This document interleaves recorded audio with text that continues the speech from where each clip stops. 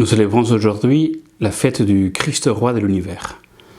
Découvrons l'exemple d'un jeune martyr qui est mort au Mexique en criant « Vive le Christ roi ».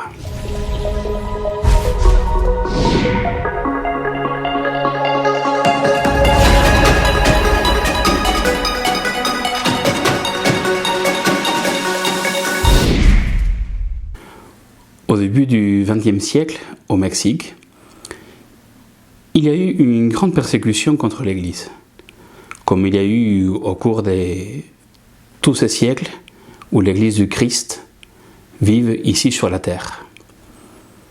Le Seigneur avait promis qu'il y aurait des persécutions, mais néanmoins, comme il va le dire aux apôtres, et il nous le dit, il est toujours le vainqueur du monde.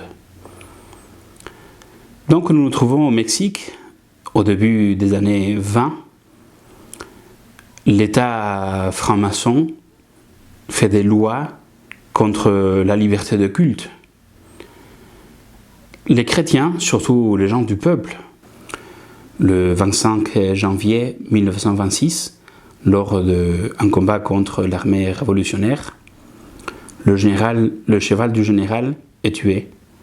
Donc Joselito, il donne son cheval au général pour qu'il s'échappe. Il va lui dire que c'est plus important qu'il soit sauvé, car c'est lui qui doit mener tous les combats lors de cette défense de la foi. C'est ainsi que, quelques jours après, Joselito, il est fait prisonnier. Il est amené dans son village natal, le village de Sahuayo. Et c'est là où, dans l'église où il avait été baptisé, pendant quelques jours, il va être enfermé. Il va subir des interrogatoires, chaque fois pour qu'il puisse renier de la foi, chose incompréhensible pour lui. Même, il va aussi dire « Jamais, jamais je veux renier de ma foi, plutôt mourir. Plutôt mourir que de pacter avec les ennemis du Christ roi. » Après quelques jours où chaque soir, il va se confier à la Vierge Marie, il va prier le chapelet, il va écrire une lettre à sa mère pour l'encourager dans ces instants. Donc Joselito, il a 15 ans, il va dire à sa mère, « Ma chère maman, je t'ai fait prisonnier au combat aujourd'hui, je crois que je vais mourir ici et maintenant, mais peu importe maman. Soumets-toi à la volonté de Dieu. Ne te préoccupe pas de ma mort. Avant tout, dis à mes frères de suivre l'exemple que je leur donne. Tu feras alors la volonté de Dieu. Sois courageuse et donne-moi ta bénédiction avec celle de mon Père. Salue tout le monde de ma part une dernière fois. Tu recevras le cœur de ton fils qui t'aime et qui désirait te voir avant de mourir. » Le 10 février 1928, il va être amené à l'écart du village pour être fusillé. Il y a des témoins qui l'ont vu, que les soldats avaient enlevé la peau de la plante des pieds. Donc il marchait les pieds sanglants pendant quelques kilomètres, en subissant les moqueries des soldats. En arrivant en dehors de la ville, il va être fusillé. Et lui, avant de mourir, il va dire ce cri qui était devenu le cri de guerre de Christeros. Vive le Christ roi, viva Cristo Rey, et Notre-Dame de Guadalupe. Lui, comme d'autres chrétiens, ont donné la vie au Mexique et quelques années après, dans notre continent, en Espagne, lors de la persécution religieuse, toujours en défendant la foi dans le Christ, roi de l'univers. Pourquoi ?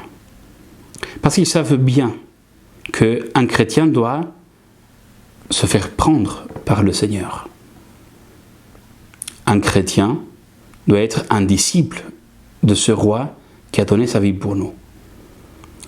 Mais un chrétien, il sait que le Seigneur, il ne doit pas régner seulement dans son cœur et dans sa famille.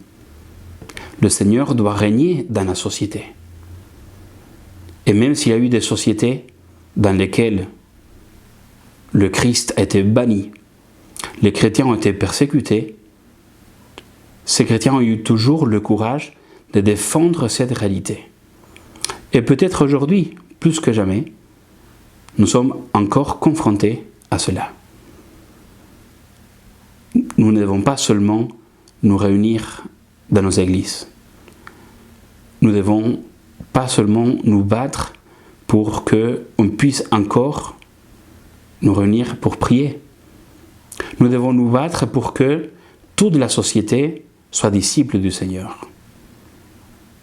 Le Seigneur nous le rappelle dans les lectures que nous avons lues dans ce dimanche. C'est lui le roi. C'est lui qui vient pour juger. C'est lui qui va vaincre tous ses ennemis. Alors, soyons ces disciples fidèles qui vont faire tout pour qu'il soit ce roi de bonté, ce roi d'amour qui se manifeste à tous les hommes. Soyons des témoins du Christ roi, car il a besoin de nous, il veut avoir besoin de nous. Que Dieu vous bénisse dans cette fête du Christ roi. N'oubliez pas de vous confier comme chaque soir à la Vierge Marie, à votre ange gardien, et peut-être aujourd'hui, demandez-lui la grâce d'être un bon soldat et apôtre du Christ.